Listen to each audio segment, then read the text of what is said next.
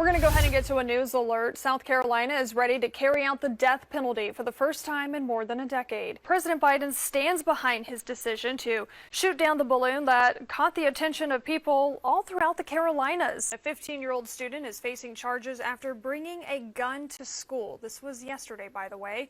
And this comes just 2 years after a student shot and killed his classmate at that same school. And back to that breaking news we're covering this morning. Alec Murdaugh guilty of killing his wife and son. And this morning he will be sentenced.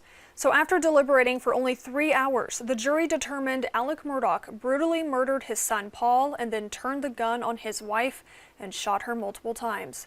The prosecutors say the verdict is an example that no one is above the law and thanked investigators for their work in that case. The judge also had a message of gratitude for those jurors. We want to go ahead and get to a news alert that's coming out of Kansas City this morning. That's where one person is dead and 21 others are hurt after a shooting. 3 people are in custody this morning. Texas authorities have identified the person who opened fire at a megachurch in Houston. The woman had a criminal background and a known history of mental illness. Officials say she had her 7-year-old son with her when she walked into the church and started shooting. We're getting to a news alert out of North Carolina this morning. That's where there's growing concern for students and staff at UNC Chapel Hill after they went on lockdown due to alerts of an armed and dangerous person. Now, this marks the second time this has happened since the start of the semester. UNC police issued an emergency notification yesterday afternoon about an armed person. Officers were on the lookout for a suspect who was seen waving a gun at the campus bagel shop over a reported employment-related conflict. Students and staff were advised to shelter in place and go inside immediately. The good news is no shots were fired and that man was arrested. The lockdown is the second in just 3 weeks. If you remember, back in August, a doctoral student at the school shot and killed an associate professor in the Department of Applied Physical Science. The suspect is now charged with first-degree murder. If you take a listen right now, silence.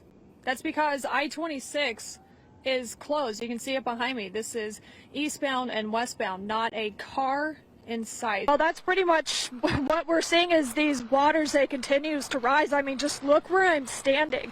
A mom and her 2 children having to be pulled from a back window of this house that's behind me right here. I'm actually going to step out of frame so you can get a look at kind of what's going on. But I just spoke to Fire Chief Charlie King not too long ago, and he was telling me, don't let the outside of this house deceive you. You do your tricks upside down.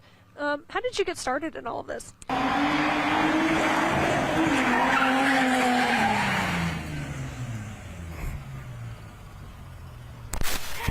Incredible! How do you feel? I'm so glad. You survived! I survived!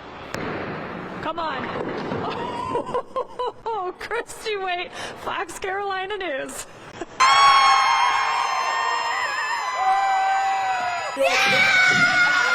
I'm so proud of the team and how we played just throughout the whole season. It was absolutely amazing. They just knew that they'd won a national championship, so pretty special.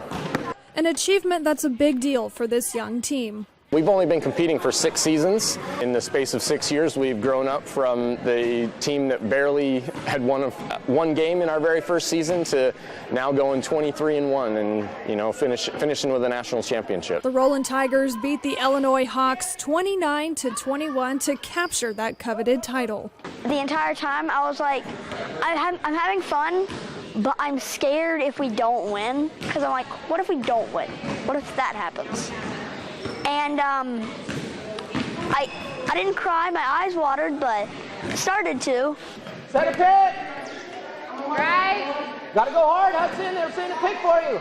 Our players are all have a lower limb disability. These kids obviously don't have the opportunity to play for their local school. They don't necessarily have the opportunity to play for their church or any other league. And so adaptive sports really gives them that opportunity to be a part of a team, to play a sport, have all of the great benefits of participating in a competitive sport. It's more than just a basketball team. It's family. I absolutely love my coaches. I love my team. I wouldn't trade my team for the world. Oh! How do you win Joe Open? A team that continues to overcome adversity on and off the court as they prepare for their next season. Just getting over the hump of most of the starters are leaving, so like everybody's having to work into getting better. What can I do next year that will make us better? And while their roster may change, the goal stays the same. Win another championship, I guess. Reporting, Christy Waite, Fox Carolina News.